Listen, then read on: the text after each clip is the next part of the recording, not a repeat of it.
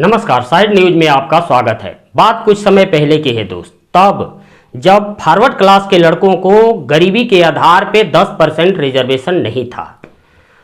उस समय 100 सीट की बहाली देश भर में निकली। देश भर के लड़के परीक्षा दिए, रिजल्ट आया। इसके बाद रिजल्ट आने के बाद पता चला कि फॉरवर्ड क्लास के लड़कों का सिर्फ 11 लड़के सिलेक्ट हुए हैं।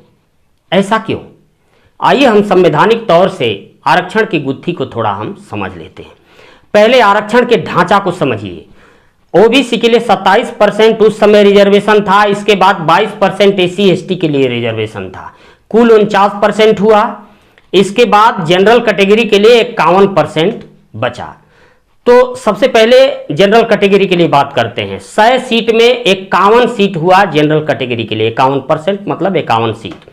अब 51 लड़के की बहाली, 51 नौकरी की बहाली करनी है। अब कैसे होगी? सबसे पहले एससी एसटी ओबीसी सारे लड़कों को शामिल किया जाएगा और मेधाविता के आधार पर सबसे अच्छा अंक आया है, ऊपर से कट ऑफ निकाला जाएगा। 51 लड़के का चयन ऊपर से किया जाएगा। ऐसा करने पर पता चला कि फॉरवर्ड क्लास के लड़के 11 सेलेक्ट हुए, ओबीसी के लड़के 35 और एसटी के लड़के, एससी एसटी के लड़के 5 सेलेक्ट हुए। 51 सीट भर गया। 11 लड़के फॉरवर्ड क्लास के हुए। इसके बाद ओबीसी का सीट शेष जो ओबीसी के लड़के बचे थे उसमें किया गया। एससी एसटी के शेष लड़के जो बचे थे उसमें किया गया।